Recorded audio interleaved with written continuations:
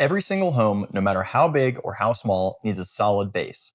And in this case, we're talking about the foundation of your home. If the foundation of the house starts to go, then everything else is going to start to go with it. So it's important that we know how the foundation is made up and how to catch issues early so we can get them fixed before larger problems arise. This video is video number 1 of my 9-part home systems series where I talk about all the different parts of the home and how they all work together. If you're looking for a general overview, check out my other video that gives a general overview of the 9 different systems. But if you want to learn everything there is to know about foundations, this is the video for you. So let's jump right in. The way that I think of the foundation of the home is exactly that. It's the foundation, it's the base, it's what everything else is built off of. If the foundation starts to shift or fail or sink into the earth in some parts, that could affect the structural integrity of the house and cause further issues through all the other different parts of the home, particularly anything that's structurally related. Some of the dead giveaways of a failing foundation are long zigzagging cracks in the exterior of the home, cracks that go along windows or doors that are kind of vertical and follow the line of the door or the window, or uneven floors. And honestly, the uneven floors part is usually the first thing that people notice. A lot of times people mistake these issues just as cosmetic fixes, but it turns out there could be more to it. And a lot of times, if you're seeing all 3 of these symptoms, there could be an issue with the foundation that needs to be addressed.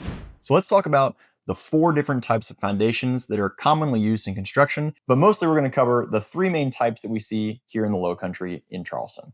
Now, the most common type of foundation that I see around Charleston is what's called a slab on grade.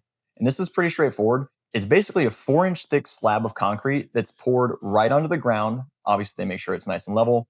And then once that concrete dries, it provides a stable foundation and a base for the rest of the home to be built on. Slab foundations are great because they're low maintenance, but the problem is if you do develop an issue with any of the plumbing or any of the services that go through the foundation or through the slab, those can be really hard to get to because you got to cut or drill through that concrete. So they can be way more expensive to fix in the long run.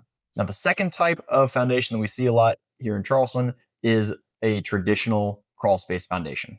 This one's pretty easy to identify because there's some kind of access panel that's going to be close to the ground that's on the exterior of the home that's going to allow the homeowner or an inspector access underneath the home where they can see what's going on between the ground floor of the house and the ground underneath.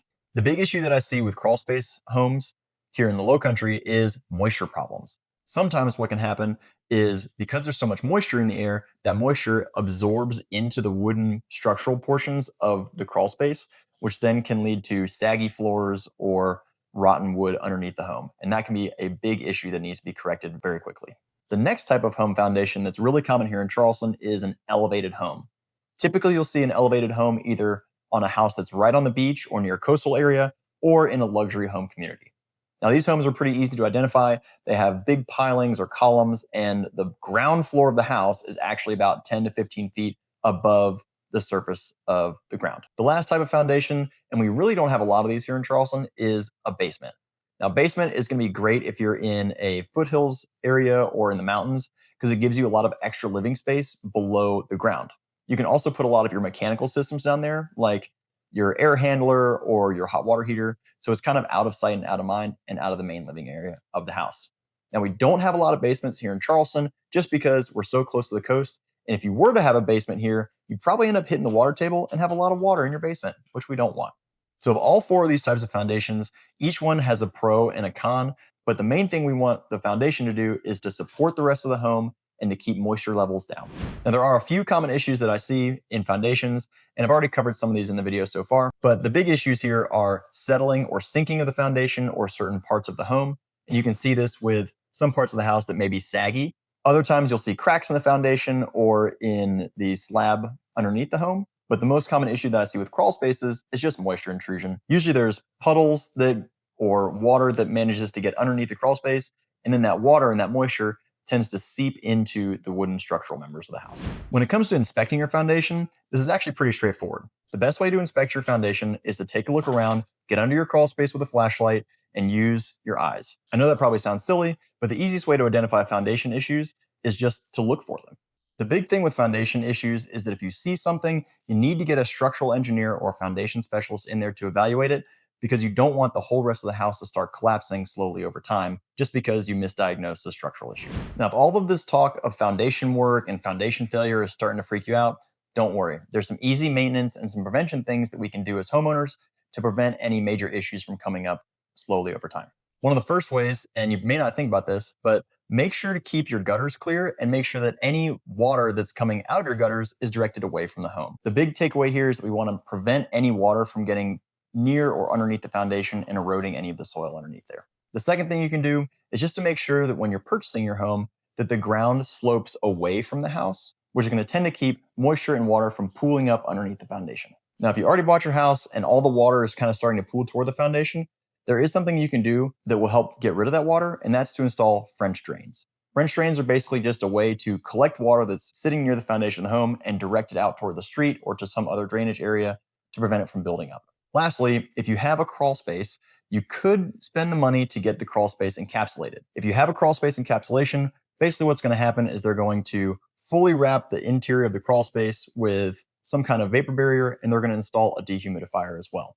This is going to keep the moisture levels low, and it should prevent any moisture buildup or rodent entry and any activity for unwanted guests. Now, if you do have to repair something with your foundation, the repair costs can vary wildly. A couple little cracks in the foundation that are non-structural, you can repair those for a couple $100. But if you have a major structural issue or you have large amounts of sagging in the middle of the home, that could cost upwards of $20,000 or $30,000. That's why catching issues with your foundation is so important. A little bit of prevention can go a long way in preventing an extremely expensive fix farther down the road. As far as overall issues with foundations, here in Charleston, we mostly just have to deal with water intrusion and moisture issues. Because it's high humidity, sandy soil, we're close to the water table, the best thing you can do for your foundation is to keep the area under your home or around the immediate exterior nice and dry. So that's about it. The big takeaway here is that if you have a slab foundation, there's not a whole lot you need to do because usually those are pretty low maintenance, set it and forget it type foundations. You just want to keep a lookout for any long, deep cracks that are starting to develop in the foundation or in your slab. That will be indicative of some bigger issues. If you have a crawl space, just make sure you keep that area nice and dry or as dry as possible. And if you can afford it, get it encapsulated. And if you have an elevated home, well, your foundation is there for everyone else to see. So not a whole lot you need to do there. You just want to make sure that those pilings or the support columns aren't sinking into the ground or becoming uneven over time, and you should be good to go. This was a deep dive on everything there is to know about foundations, but if you want to see specifics on other parts of the home, check out the other videos in this playlist. Or if you're looking just for an overall view of the different parts of the home and how they all work together, I have an overview video that's also linked in the comments.